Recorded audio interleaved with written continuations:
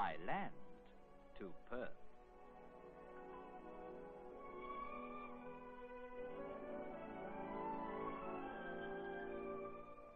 By sea to Perth.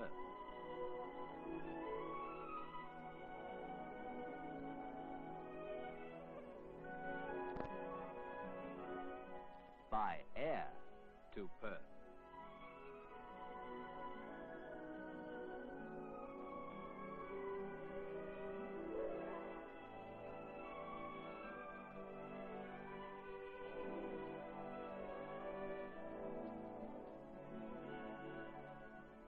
Perth, city on the Swan.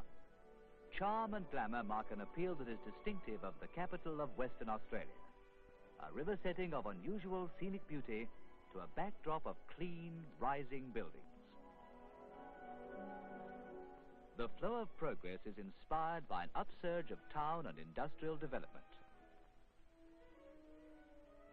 On the esplanade, a touch of the artist and gardener where ferries ply their call. New trends encroach upon the changing scene of colonial days.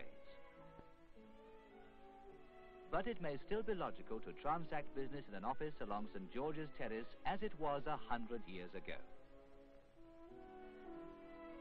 The Tudoresque facade of London Court is unique in Australia, transporting one to an Elizabethan scene.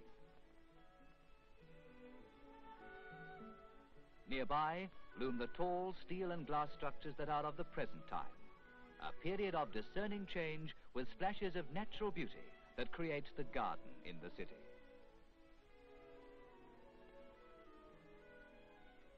Tree-lined avenues induce the restfulness of a shading foliage.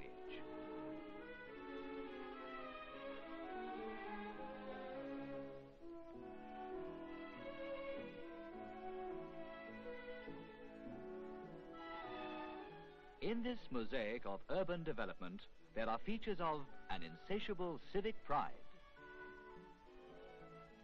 An older, grandiose architecture harmonizes with the simple, fresh lines of the new structures, accentuating an effect of functional efficiency.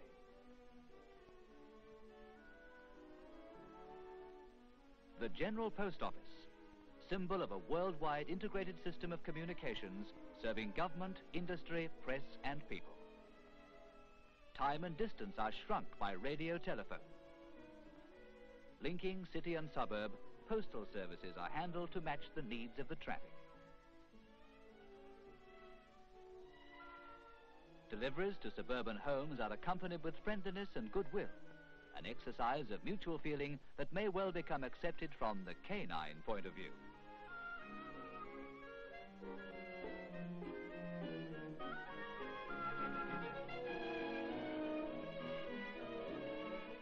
The prompt delivery of mail to factories and organizations, spread out in keeping with a policy of decentralization, preserves their close business connections with the city.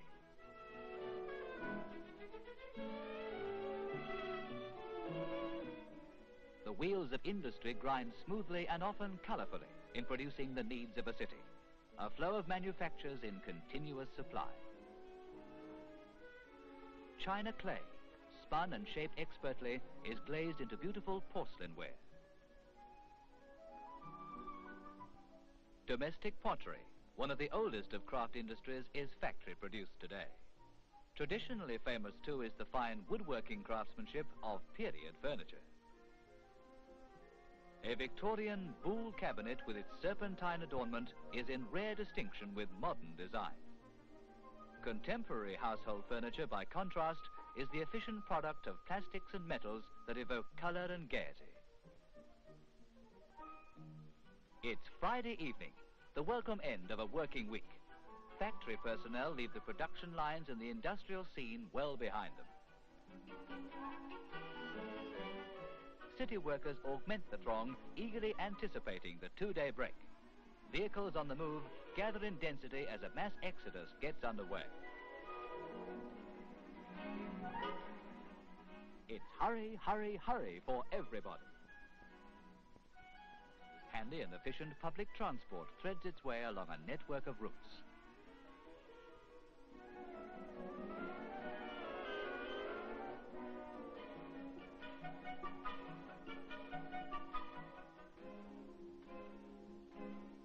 rail buses reach out to the more distant country locations.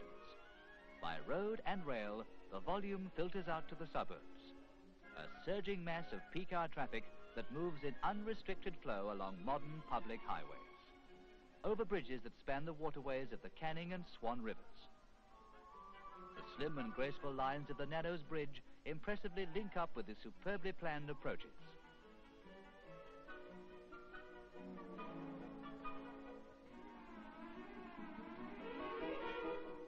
And finally, it's home. To the easy comforts that provide a sanctuary away from it all.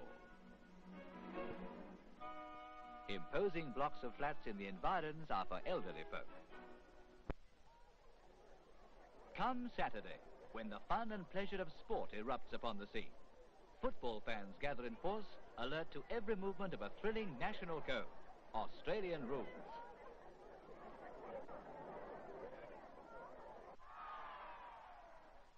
In summer on the green swards, it's cricket. Cricket, a way of life in Commonwealth countries. Ideal conditions are an invitation to outdoor sport, a felicitous combination of climate and facilities that favours the staging of major international events. Eights on the river, traditional favourite with schools and university oarsmen. Motor racing, adapted generously to the open spaces. A privilege of the devotees of speed enjoyed in the comparative safety of the circuit. Champions of the turf are the punter's preoccupation. The drama of racing colours and bloodstock.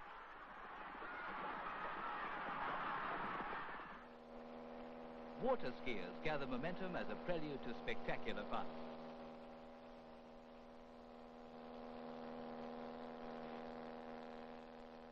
While a fair skier rides smoothly ashore in a quiet reach of the river. An appropriate finale to a carnival of sport, the novelty and brilliance of the marching girls.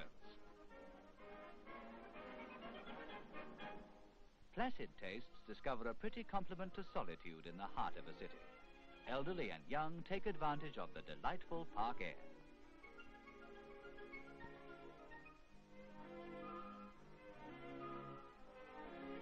Wildfowl and ducks make Hyde Park their chosen habitat.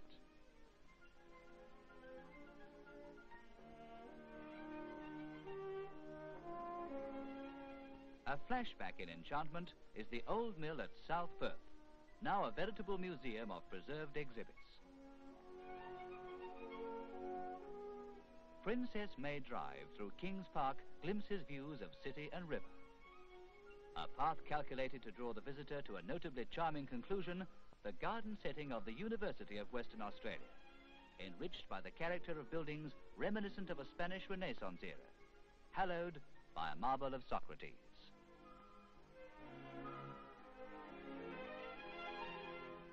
"32 miles from Perth is Yanchep, a wonderland of tourist interest and underground caves. With boating on Loch McNess an irresistible appeal. Scenic hills rise from the coastal plain. Memorial gardens and a bathing pool are the attractions of yet another beauty spot.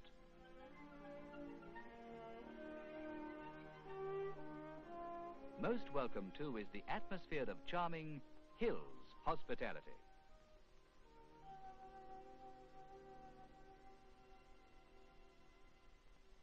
The glamour glow of night. Drive-in movies are immeasurably popular in the bohemian comfort of the family car. Cinema, projected in the best outdoor style. Evening diversion, as varied as the fancy, presents a vivid kaleidoscope of dazzling show displays that illuminates the night sky.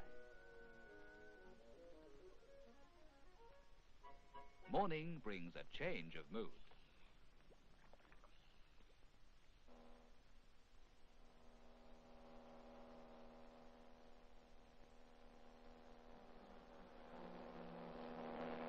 It's an open season for speedboats on the finest inland waters in Australia.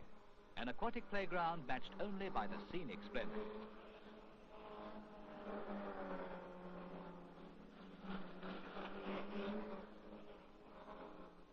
Yachting, from early spring to late autumn, favors glorious regattas as boat crews rendezvous on the Swan.